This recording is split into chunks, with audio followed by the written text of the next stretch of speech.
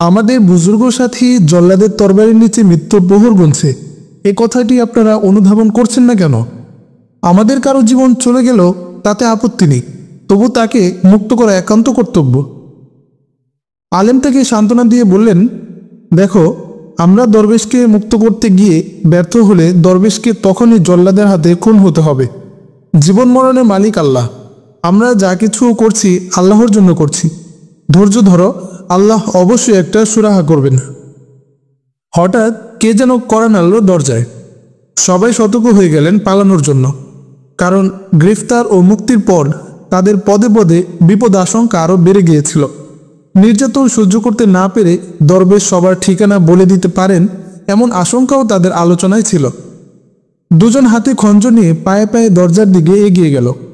একজন দরজার শিকল খুলে দিয়ে দরজা আড়ালে চলে গেল, অন্যজন অপর পাল্লার আড়ালে লুকালো নিজেকে। ভেতরে এক লোক প্রবেশ করল, বন্ধ করে দিল দরজা। আগন্তুক তাদেরই একজন। এখানে কজন আছে জিজ্ঞেস করলো আগন্তুক। 8 জন, জবাব দিল একজন। সবাই বাইরে চলে এসো, দরবেশকে 4 জন সৈনিক এদিকে নিয়ে আসছে। আমরা ইচ্ছে করলে দরবেশকে এখন মুক্ত করতে পারি। এখন শহর একেবারে জনশূন্য, কাজটি করার এখনই উপযুক্ত সময়। কয়েদখানায় দরবেশের হাড় গুঁড়ো করে ফেলেছিল অত্যাচার চালিয়ে, তবুও তার মুখ থেকে তার সাথী ও অন্য কারো পরিচয় ও ঠিকানা বের করতে পারেনি জালেমরা। ব্যর্থ হয়ে শেষ পর্যন্ত শত্রু চিহ্নিত করতে অন্য পন্থা উদ্ভাবন করল। রাতের দ্বিপ্রহরে দরবেশকে তার বাড়িতে নিয়ে গিয়ে তার স্ত্রী সন্তানকে শাস্তি দিয়ে তাদের কাছ থেকে অন্যদের আত্মা উদ্ধার করবে। এ উদ্দেশ্যে রাতের অন্ধকারে 4 সিপাহী তাকে বাড়িতে নিয়ে আসার জন্য রওনা হয়েছিল। দরবেশের ঘর ছিল পুরনো হাভেলি থেকে অনেকটা আগে। আলেম ও তার সাথীদের সবাই হাতে লোহার ডান্ডা নিয়ে পায়ে পায়ে বেরিয়ে এলো ঘর থেকে। রাস্তায় একটু অগ্রসর হওয়ার পরই তারা সিপাহীদের দেখতে পেল। সিপাহীদের দেখেই তারা অন্ধকারে লুকিয়ে গেল। যে তাদের পাশ দিয়ে দরবেশকে নিয়ে সিপাহীরা যেতে লাগলো, অমনি অতর্কিতে সবাই সিপাহীদের মাথায় আঘাত করল। উপর্যুপরি আঘাতে ওরা চিৎকার দেওয়ার অবকাশও পেল না। জ্ঞান হারিয়ে 4 সিপাহী লুটিয়ে পড়ল। দরবেশের হাত পা বাঁধা ছিল শিকলে। তাকে ধরাধরি করে তুলে নিয়ে সাথীরা সবাই অন্ধকার গলির মধ্যে আড়াল হয়ে গেল। গলিপথ ছিল নীরব নিস্তব্ধ। কেউ এই মহা অপারেশন দেখতে পেল না। দাউদের দরবার থেকে মুক্তি পেয়ে বাড়িতে এসে আলেম এক ব্যক্তিকে বেড়ায় এ সংবাদ দিয়ে পাঠিয়ে দিয়েছিলেন যে মুলতানের শাসক দাউদ বেড়া আক্রমণের প্রস্তুতি নিচ্ছে। তাকে রাজি করানোর জন্যে হিন্দুরা নারী ও সোনাদানা ও ডৌকন পাঠিয়েছে। অনুরূপ সংবাদ লাহোর ও বাটান্ডাতেও পাঠানো হয়েছে। 3 তরফ থেকে আক্রমণ আশঙ্কা রয়েছে সুলতানের। সুলতানের কাছেও অবশ্য এ সংবাদ অপ্রত্যাশিত নয়।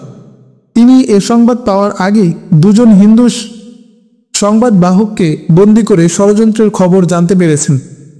এরপর মন্দিরে তল্লাশি চালিয়ে বিজিরায়ের বহু সেনা অফিসারকে গ্রেফতার করা হলো। ষড়যন্ত্রকারী পণ্ডিতদেরও আটক করা হলো। সব হিন্দুকে শহরের বাইরে ময়দানে জড়ো করে মন্দিরের সকল মূর্তি ওদের সামনে রেখে দেওয়া হলো।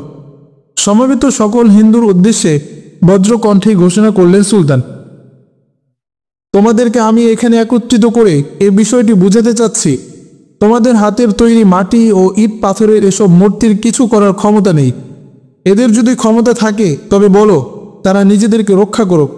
এদের ধ্বংস প্রত্যক্ষ করো। সব ছেড়ে এক আল্লাহর ইবাদত করো, যে আল্লাহ সবাইকে সৃষ্টি করেছেন, যিনি আমাদের জীবন মরণের মালিক। সুলতানের নির্দেশে হিন্দুদের সামনেই সকল মূর্তি গুঁড়িয়ে টুকরো টুকরো করা হলো।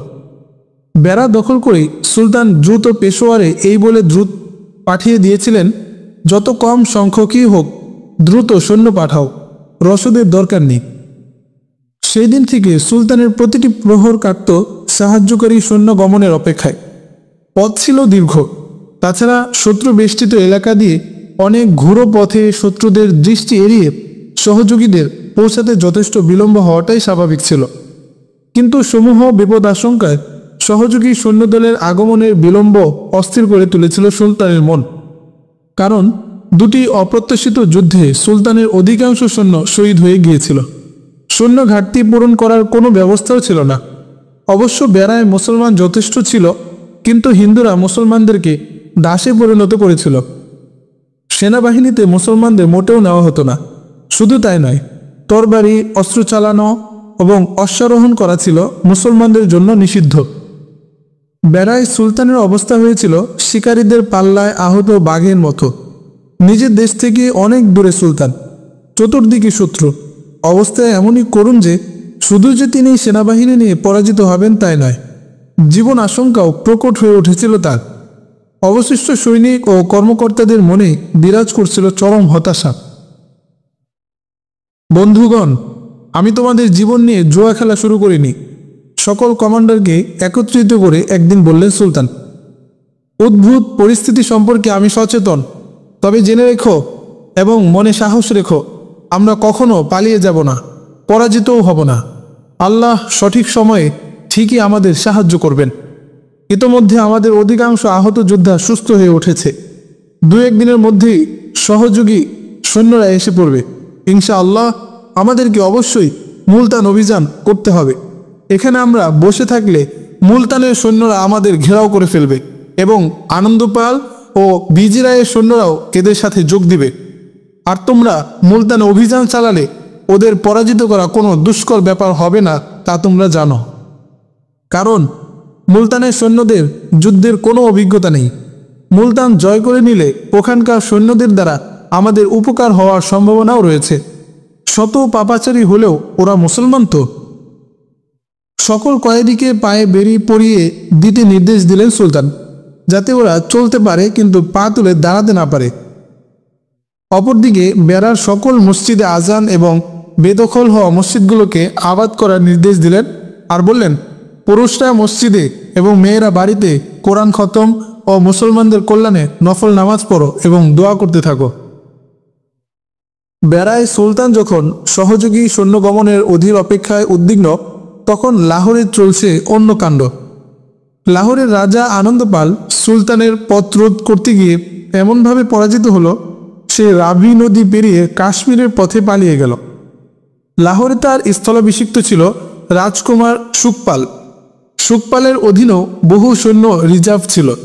এরা এ পর্যন্ত যুদ্ধে অংশগ্রহণ করেনি, কিন্তু রাজার সৈন্যরা শোচনীয়ভাবে পরাজিত হয়ে বিচ্ছিন্নভাবে 2-4 করে রাজধানীতে ফিরে এসে পরাজয়ে নিজেদের নিরপরাধ সাব্যস্ত করতে মুসলিম সৈন্যদের সম্পর্কে ভীতিকর বর্ণনা দিচ্ছিল। তাদের কথাবার্তায় মনে হতো গজনী বাহিনীর সৈন্যরা মানুষ নয়, এগুলো জিনের মতো। তাদের কথা শুনে যুদ্ধে না যাওয়া সৈন্যদের মধ্যেও ভীতি ছড়িয়ে পড়েছিল। রাজকুমার সুখপাল ও তার মা রানী প্রেম দেবী এসব সংবাদে চরম উদ্বিগ্ন ছিল। তারা রাজা আনন্দপালের ফিরে আসার অপেক্ষায় ছিল, কিন্তু সপ্তাহ চলে যাওয়ার পরও তার কোনো খোঁজ পাওয়া গেল না। কেউ বলতে পারল না কোন দিকে গেছে রাজা। আনন্দপালের ছিল 3 স্ত্রী। প্রেম দেবীর পুত্র সুখপাল ছাড়াও তার আরও বৈমাত্রীয় ভাই ছিল। রাজার নিরুদ্দেশে প্রেম দেবীর উদ্বেগ ছিল না, তার দৃষ্টি ছিল রাজার অবর্তমানে পুত্র সুখপালকে সিংহাসনের অধিকারী করা। একদিন সুখপালের কাছে খবর গেল, বেড়া থেকে একটি দল জরুরি বার্তা নিয়ে এসেছে। তাদেরকে তখনই রাজপ্রাসাদের অভ্যন্তরে ডেকে নেওয়া হলো। এরা ছিল বেড়ার মন্দিরে লুকিয়ে থাকা সামরিক অফিসার ও পণ্ডিতদের প্রেরিত সংবাদ বাহক। এই সংবাদ বাহকরা বাটান্ডায় আনন্দপালের দ্বিতীয় রাজধানীতে খবর পৌঁছালে সেখানকার কর্তব্য ব্যক্তিরা তাদেরকে বলল, এখানে সেনাভিযান পরিচালনা করার মতো কর্তৃত্ববান কেউ নেই, আপনারা লাহোর যান। সেখানে রাজার পুত্র সুখপাল রয়েছেন, তিনি ইচ্ছা করলে অভিযান পরিচালনা করতে পারেন। সংবাদ বাহকরা বেড়ার পরিস্থিতি জানিয়ে তাকে বেড়া আক্রমণের প্রস্তাব করল। সুখপাল সংবাদের গুরুত্ব অনুধাবন করে তার মাকে জানালো। সুখপালের মা প্রেম দেবী সংবাদ শুনে সাথে সাথেই সেনাপতি রাজগোপালকে ডেকে পাঠালো। সেনাপতি রাজগোপাল বেড়া আক্রমণে অস্বীকৃতি জানালো। রাজগোপাল আত্মপক্ষ সমর্থনে বলল, যে বাহিনীর পথ রোধ করতে গিয়ে রাজা আনন্দপাল পরাজিত হয়ে হারিয়ে গেছেন, পথে বিপুল জনবল হারানোর পরও যারা অগ্রাভিযান চালিয়ে রাজা বিজিরায়ের মতো প্রতিষ্ঠিত ও সর্বাত্মক প্রস্তুত একটি বাহিনীকে পরাজিত করে রাজধানী দখল করেছে, তাদের বিরুদ্ধে অভিযান পরিচালনা করতে হলে ওদের চেয়ে 3 গুণ সৈন্য প্রয়োজন। আমাদের তত সৈন্য নেই, তাছাড়া বেড়া পর্যন্ত পৌঁছাতে অন্তত দুটো বড় নদী আমাদের পেরিয়ে যেতে হবে। আমাদের এখন যে সৈন্য রয়েছে এদের মানসিক শক্তিও ভঙ্গুর। রাজকুমার সুখপাল ছেলে মানুষ, এমত অবস্থায় এত বড় ঝুঁকি না নিয়ে মহারাজা আসা পর্যন্ত অপেক্ষা করুন। মহারাজার অনুপস্থিতির সুযোগটুকুই আমি নিতে চাই সেনাপতি, বলল রানী প্রেমদেবী। বেড়ায় মাহমুদের মুষ্টিমেয় যে সৈন্য রয়েছে এরা আমাদের বাহিনীর আক্রমণে মোটেও দাঁড়াতে পারবে না।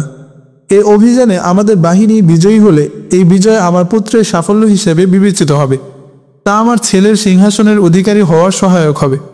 আর যদি পরাজয় ঘটে তবে সেই পরাজয় হবে আমার, কেননা সেনাবাহিনী কমান্ডো থাকবে আমার হাতে, তাতে সুখপালের কোনো ক্ষতি হবে না। সুখপাল সাথে থাকবে বটে, তবে তাকে রাখতে হবে নিচ্ছিদ্র নিরাপত্তা বেষ্টনীর মাঝে। তার জন্য বিশেষ নিরাপত্তার ব্যবস্থা করা হবে, বলল রাজরানী প্রেমদেবী। রাজগোপাল, তুমি কি বুঝতে পারছো না? আমাদের আগে যদি দাউদ বেড়া দখল করে নেয় আর মাহমুদ ও দাউদ মিলে বেড়াকে ইসলামী রাজ্যে পরিণত করে, তবে এ অঞ্চলে গজনির দুটি ঘাঁটি প্রতিষ্ঠিত হয়ে যাবে। বলা তো যায় না, দাউদ আর যাই হোক মুসলমান, তো সে মাহমুদের সাথে যদি মিত্রতা গড়ে তোলে, দাউদ সেনাভিযান করবে এমনটা আমি কল্পনাও করতে পারি না, বলল সেনাপতি রাজগোপাল। ধন সম্পদ, ভোগবিলাস আর মদ নারীতে আকণ্ঠ ডুবে থেকে সে তো ধর্মকেই ভুলে গেছে। সে কোনোদিন যুদ্ধে সাহস করার কথা নয়। গজনির সৈন্যরা যুদ্ধ করে ইমানের জোরে। দাউদ আমাদের কাছে ইমান বিক্রি করে ফেলেছে, তার পক্ষে গজনি বাহিনীর মোকাবেলা করা অসম্ভব। রাজগোপালকে অন্য কক্ষে নিয়ে গেল প্রেমদেবী। প্রেমদেবীর বয়স তখন প্রায় ৩৫, কিন্তু তার শরীর সৌন্দর্য তখনও কুমারীর মতো অটুট। সে রাজগোপালের চোখে চোখ রেখে বলল, রাজগোপাল, ভুলে গেলে সুখপাল যে তোমারই সন্তান? মহারাজাকে মানুষ সুখপালের বাবা বলে, সে আমার স্বামী বলে। রাজরানী হওয়ার পরও তোমাকে আমি হৃদয়ের স্বামী বানিয়ে রেখেছি। মহারাজা আনন্দপাল লাহোরের এ যুদ্ধে তোমাকেও নিয়ে যেতে চেয়েছিল, কিন্তু আমি তাকে বলেছি রাজধানীতে একজন অভিজ্ঞ সেনাপতি থাকা দরকার। তুমি তার সাথে গেলে নিশ্চয়ই নিহত হতে। রাজগোপাল, তোমার সন্তানকে সিংহাসনে আসীন করাতে উদ্যোগী হও। আমি চাই তোমার সন্তান সুখপাল মাহমুদকে কয়েদ করে লাহোরে নিয়ে আসুক। রাজগোপাল, তোমাকে আমার প্রেমের দোহাই দিয়ে বলছি, তুমি অভিযানে আপত্তি করো না। সুলতান মাহমুদ জানতেন পেশোয়ার থেকে সহযোগী বাহিনীর এত তাড়াতাড়ি পৌঁছা সম্ভব নয়। তবুও তিনি শহর প্রাচীরের উপরে উঠে অধীর উদ্বেগে উত্তর পশ্চিম দিকে তাকিয়ে থাকতেন। ধুলো উঠতে দেখলেই সহযোগী বাহিনী এসে গেছে বলে তার চেহারা উজ্জ্বল হয়ে উঠত। মুলতানের শাসক দাউদ বিন নসর উপঢৌকন হিসেবে প্রাপ্ত দুই তরুণী নিয়ে ব্যস্ত হয়ে পড়েছিল। তরুণীদ্বয় পানপাত্রে ঢেলে দিচ্ছিল সুরা, আর আয়েশি ভঙ্গিতে গলৎকরণ করছিল দাউদ। এমত অবস্থায় দাউদকে খবর দেওয়া হলো, প্রহরী হত্যাকারী কয়েদিকে বাড়িতে নিয়ে যাওয়ার পথে প্রহরীদেরকে বহু লোকজন আক্রমণ করে আসামি ছিনতাই করে নিয়ে গেছে।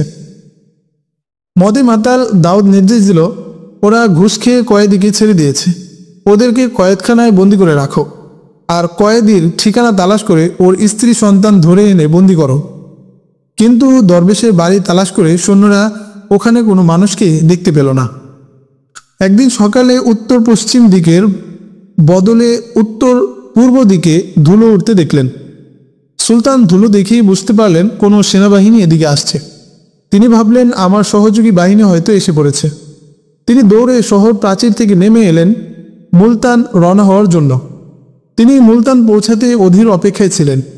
তার গন্তব্য ছিল মুলতানেরই দিকে, কিন্তু পথিমধ্যে বিজিরায় তার পথ রোধ করার কারণে রক্তক্ষয়ী যুদ্ধ করতে হলো। তিনি সেনাপতিদের ডেকে বললেন, সহযোগী বাহিনী এসে গেছে, অতএব আমরা আগামীকালই রওনা হচ্ছি। এমন সময় এক অশ্বারোহী গোয়েন্দা খবর নিয়ে এলো, কোনো এক শত্রু বাহিনী আমাদের দিকে এগিয়ে আসছে। বাহিনীতে হাতি ও বহু সংখ্যক অশ্বারোহী ছাড়াও পদাতিক সৈন্য রয়েছে। দেখে মনে হচ্ছে এরা হিন্দু, কিন্তু নিশ্চিতভাবে বলা যাচ্ছে না কোন রাজা বা মহারাজার সৈন্য এরা। সুলতান মাহমুদ চিৎকার দিয়ে উঠলেন এই বলে, তোমরা বসো, আমি নিজেই ওদের দেখে আসছি। তিনি দ্রুত একটি ঘোড়ায় চড়ে ঘন জঙ্গলে ঢুকে পড়লেন।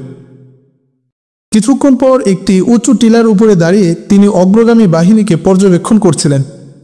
তিনি কয়েকবার জায়গা বদল করে শত্রু বাহিনীর জনবলের আন্দাজ করতে চেষ্টা করলেন এবং তার সাথে আগমনকারীকে বললেন, আমরা ওদেরকে অবরোধের সুযোগ দেব না, তাহলে মুলতানের বাহিনী এসে সেই অবরোধকে আরও দীর্ঘায়িত করবে। তুমি জলদি যাও, কৃষক ও মুসাফির বেশে কয়েকজন গোয়েন্দাকে পাঠিয়ে দাও, যাতে তারা এরা কার সৈন্য এবং এদের উদ্দেশ্য কী সে সম্পর্কে নিশ্চিত খবর নিয়ে আসতে পারে। শহরে ফিরে এসেই সুলতান নিজের স্বল্প সৈন্যদেরকে যুদ্ধের জন্য প্রস্তুত করছিলেন। এমন সময় তাকে আবার খবর দেওয়া হলো, উত্তর পশ্চিম দিকেও ধুলো উঠতে দেখা যাচ্ছে। তিনি দৌড়ে শহর প্রাচীরের উপর উঠলেন। তাকে দুশ্চিন্তা পেয়ে বসেছিল যে এটি কি পেশোয়ারের সহযোগী বাহিনী না রাজা আনন্দপালের বাহিনী। দুশ্চিন্তায় তার চেহারায় ঘাম দেখা দিল। তিনি একবার উত্তর পশ্চিম কোণে, একবার পূর্ব উত্তর কোণের উড়ন্ত ধুলোর দিকে তাকাচ্ছিলেন। উত্তর পশ্চিম কোণে ছিল নদী। তার চিন্তাশক্তি বিদ্যুতের মতো তীব্র গতিতে পরিস্থিতি ব্যাখ্যা করছিল। নদীর দিক থেকে ঊর্ধ্বশ্বাসে শহরের দিকে ছুটে এলো একজন অশ্বারোহী। কাছে পৌঁছতেই তাকে সুলতানের নিকটে আসার জন্য ইঙ্গিত করা হলো। অশ্বারোহী কাছে পৌঁছে সালাম দিয়ে জানালো, মাননীয় সুলতান, সহযোগী বাহিনী এসে পড়েছে। সাথে সাথে সুলতান বললেন, ওদেরকে নদীর তীরে থামতে বলো। আরও বললেন, অন্য কাউকে পাঠাও, এ লোকটি ক্লান্ত হয়ে গেছে। রাতে সুলতান নিজেও শয্যা গ্রহণ করলেন না, অন্য কাউকে ঘুমাতে দিলেন না। ইত্যবসরে তার কাছে খবর পৌঁছল, উত্তর পূর্বের বাহিনী আনন্দপালের, কিন্তু রাজা আনন্দপাল নেই। তার ছেলে সুখপাল বাহিনীর নেতৃত্ব দিচ্ছে। এই সংবাদের ঘণ্টা তিনেক পর আবার সংবাদ এলো, লাহোরের বাহিনী শহর থেকে 3 মাইল দূরে থেমে গেছে, কিন্তু তারা তাঁবু ফেলেনি। বোঝা যায় রাতেই তারা শহর অবরোধ করার প্রস্তুতি নিচ্ছে। এ সংবাদ জানার পর দুজন অশ্বারোহীকে সাথে নিয়ে রাতেই সুলতান সহযোগী বাহিনীকে যেখানে থামতে বলেছিলেন সেখানে চলে গেলেন। পেশোয়ারের সহযোগী বাহিনী ও লাহোরের আনন্দপালের সৈন্যের মাঝে ব্যবধান ছিল মাইল 5। তন্মধ্যে ছিল ঝিলাম নদী। সহযোগী বাহিনীর অধিনায়ককে বুকে নিয়ে সুলতান বললেন, তোমরা আমার জন্য আল্লাহর রহমত হিসেবে আবির্ভূত হয়েছ। তোমরা আজ না পৌঁছলে আমি বুঝতে পারছিলাম না আমাদের অবস্থা কি হতে। ভাই নোমান, আমার কথা মনোযোগ দিয়ে শোনো। তোমার অবস্থান থেকে মাইল 5 দূরে রাজা আনন্দপালের সৈন্যরা অবস্থান করছে। ওরা রাতে শেষভাগে কিংবা ভোরে শহর অবরোধ কিংবা আক্রমণ করবে। বেলা ওঠার আগেই তুমি সৈন্যদের নদী পার করিয়ে ওপারে নিয়ে যাবে, কিন্তু কোনো শোরগোল করবে না। দিনের আলোতে গাছের আড়ালে লুকিয়ে থাকবে আর উঁচু জায়গায় বসে শত্রু সেনাদের পর্যবেক্ষণ করবে। আমি ওদেরকে শহর অবরোধ করার সুযোগ দেব না। একদল পদাতিক সৈন্যকে ওদের দিকে এগিয়ে দেব। ওরা এদের মুখোমুখি হয়ে পিছিয়ে আসবে আর ওরা আমাদের দিকে এগিয়ে আসবে। তোমার সামনে থাকবে এদের এক বাহু। ইচ্ছে করলে তুমি ওদের পিছনে চলে যেতে পারবে। আমি ওদের সম্মুখ দিক ও বাম বাহু সামলাবো। সুখপাল ও সেনাপতি রাজগোপাল রাত পোহাতে দেয়নি। ফজরের নামাজ থেকে সালাম ফিরাতে সুলতানকে খবর দেওয়া হলো, শত্রু বাহিনী অগ্রসর হচ্ছে। তাকে আরও বলা হলো, শত্রু বাহিনীর আগমন দেখে মনে হচ্ছে তারা শহর অবরোধ করবে। শহরের কাছে এসে ওরা অবরোধ বিস্তৃত করছে, আরও ছড়িয়ে পড়েছে। এর ফলে সুলতানের পরিকল্পনা বেকার হয়ে গেল। তিনি পদাতিক বাহিনী পাঠিয়ে ওদেরকে এগিয়ে এনে সুবিধামতো জায়গায় অবস্থান নেওয়ার সুযোগ পেলেন না। সুলতান মাহমুদ শহর প্রাচীরে উঠে দেখলেন, শহর থেকে 1 মাইলের মতো দূরে এগিয়ে আসছে শত্রু বাহিনী। তিনি কমান্ডারদের নির্দেশ দিলেন, অশ্বারোহীদেরকে দুভাগে ভাগ করে 2 প্রান্তে আক্রমণ করো। অশ্বারোহীরা প্রস্তুতি ছিল। দ্রুত শহর থেকে অশ্বারোহীরা বেরিয়ে দুদিকে শত্রু বাহিনীর 2 বাহুর দিকে চলে গেল।